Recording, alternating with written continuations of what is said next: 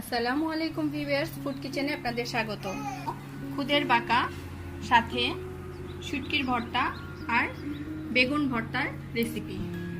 আশা করি রেসিপিটা ভালো লাগবে, আর ভালো লাগলে অবশ্যই একটা লাইক দিবেন। খুদের বাঁকা করার জন্য এখানে 1/2 কেজি পরিমাণে খুদ, পোলাও চালের খুদ নিয়েছি।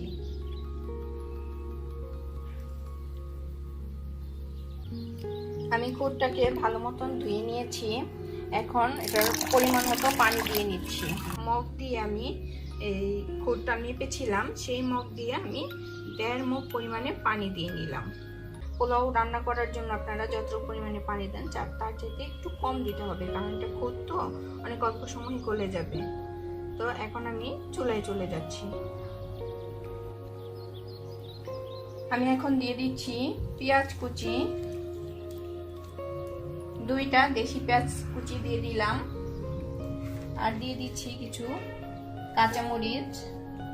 কাঁচামরিচগুলোকে আমি বটুটা আর এই যে মাথাটা একটু চিকন করে কেটে নিয়েছি।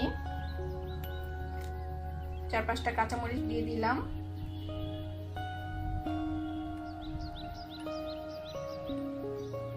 এখন দিয়ে দিচ্ছি 1 টেবিল চামচ পরিমাণে সয়াবিন তেল,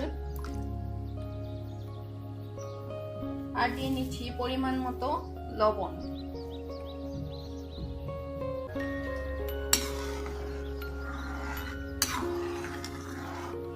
এখন চুলাটা জ্বালিয়ে দিলাম।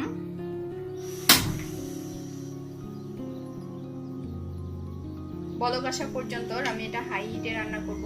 বলক চলে আসলে তখন আমি একদম কমিয়ে দিয়ে নিচে একটা এই কড়াইয়ের নিচে একটা তাওয়া দিয়ে তারপরে ঢেকে বসিয়ে রাখবো।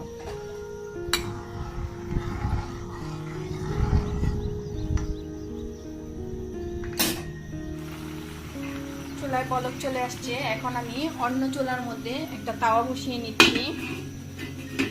এর মধ্যে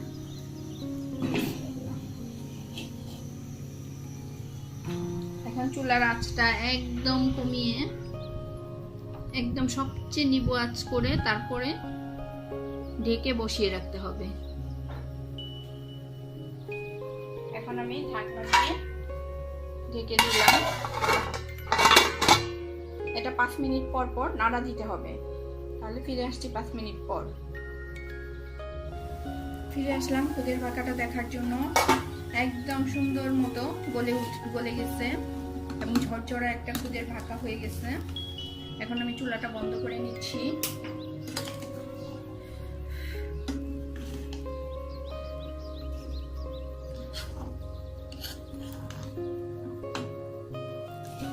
শুধু খাবার আগে বেড়ে নিলেই চলবে।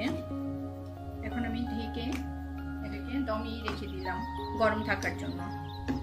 তাহলে দেখতেই তো পেলেন কত সুন্দর করে খুব সহজে এবং অল্প সময়ে মজাদার একটা খুদের বাঁকা বাসায় রান্না করা যায়। শুধু এই খুদের বাঁকা হলেই কি চলবে, সাথে ভর্তা লাগবে না? তাই আমি 2টা ভর্তার রেসিপিও আপনাদের সাথে শেয়ার করছি। আমি এখানে শুটকিগুলাকে আধা ঘন্টা পানি দিয়ে ভিজিয়ে রেখেছিলাম। এখন পানিটা ফেলে নিয়েছি। আবার একটু পানি দিয়ে তারপরে এই শুটকিগুলোকে এভাবে এই যে উল্টা দিক থেকে আঁশটাগুলো এভাবে করে ছাড়িয়ে নিচ্ছি। এভাবে করে সবগুলো মাছের আঁশটা ছাড়িয়ে নিচ্ছি। আঁশটা ছাড়িয়ে ভালো করে ধুয়ে নিয়েছি। একটা কড়াই বসিয়ে নিলাম। এর মাথাগুলো আমি কেটে নিয়েছি। আপনারা চাইলে মাথা সহ করতে পারেন। আমি মাথা খেতে পছন্দ করি না, সে কারণে এগুলো কেটে নিয়েছি। এখন দিয়ে দিচ্ছি কড়াইয়ের মধ্যে।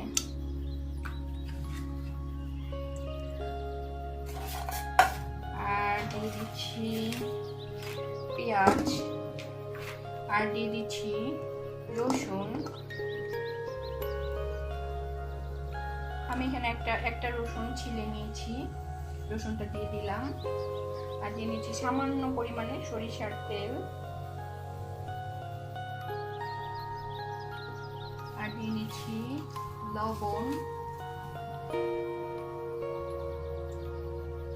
লবণ এখানে আমি 1.5 চা চামচ পরিমাণে দিয়ে নিলাম।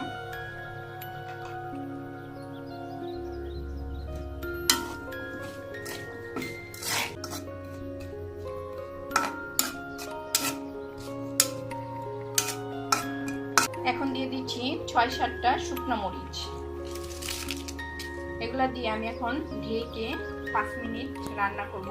এর মাঝে মাঝে অল্প অল্প করে আমি নেড়ে দিব, নাহলে আবার শুটকিটা পুড়ে যেতে পারে।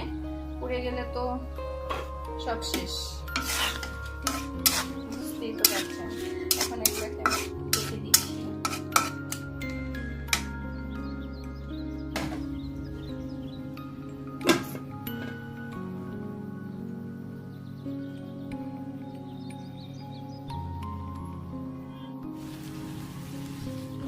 আমার এখানে শুটকিগুলো মোটামুটি হয়ে আসছে। এখন এই পেঁয়াজ আর একটু গলবে, সেই জন্য আরো 2-3 মিনিট অপেক্ষা করছি।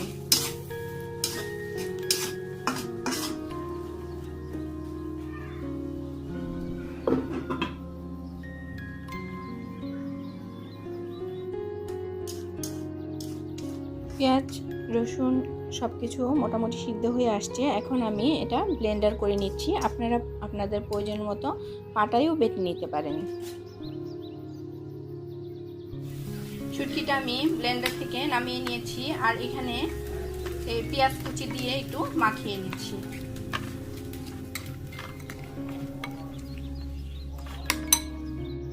আমি বেগুন ভর্তা করার জন্য এমন 2টা বেগুন নিয়ে নিয়েছি, ভালো করে ধুয়ে নিয়েছি। হাতে অল্প একটু সরিষার তেল নিয়ে এর মধ্যে মাখিয়ে নিচ্ছি।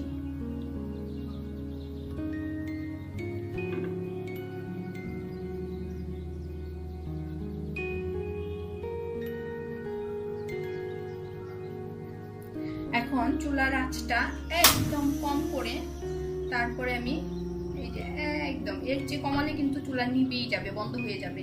তাই এইরকম কম করে তারপরে আমি বেগুনগুলা পুড়ে নিচ্ছি। এভাবে করে বসিয়ে দিবেন।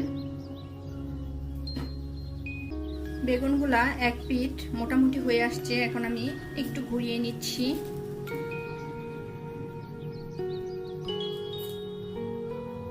এভাবে করে কয়েকবার ঘুরিয়ে নিতে হবে। ঘুরিয়ে ঘুরিয়ে বেগুনের চারপাশটা সুন্দর মতো পুড়ে নিতে হবে।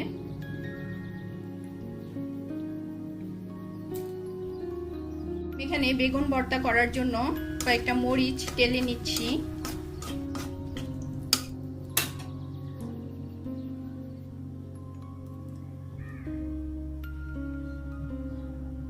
বেগুনগুলো আমি আবার একটু ঘুরিয়ে নিচ্ছি।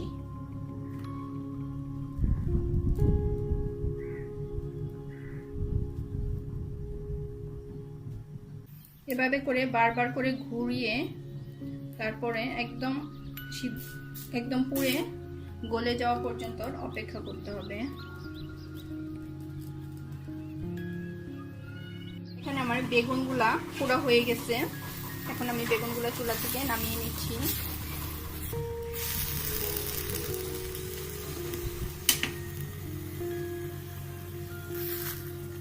দেখতে পাচ্ছেন কত সুন্দর হয়ে পুড়েছে। উপরের চোকলাটা ফেলে তারপর আমি পেঁয়াজ আর মরিচ মাখিয়ে নিব।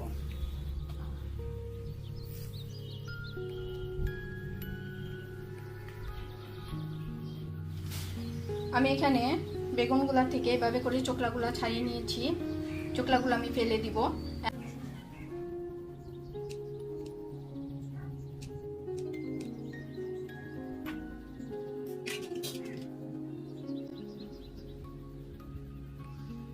পরিমাণ মতো লবণ দিয়ে পেঁয়াজগুলোকে মাখিয়ে নিলাম।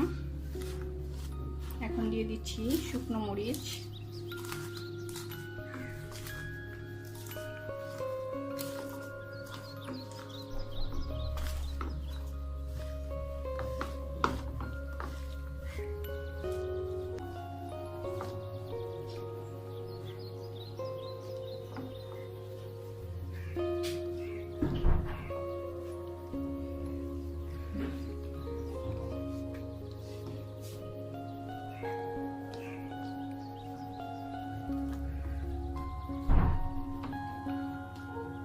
হয়ে গেল আমার বেগুন ভর্তা।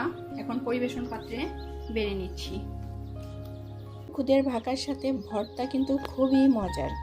আপনারা বাসায় ট্রাই করবেন, অবশ্যই পারবেন। আর আমি সব সময় সহজ করে একদম নতুন গৃহিণীদের জন্যই আমি রেসিপিগুলো তৈরি করি। রেসিপিটা ভালো লাগলে লাইক, কমেন্ট অ্যান্ড শেয়ার দিয়ে আমার সাথেই থাকবেন। আর আমার ভিন্ন সময়ের করা আরও কিছু খুদের পাকার ছবি দিলাম।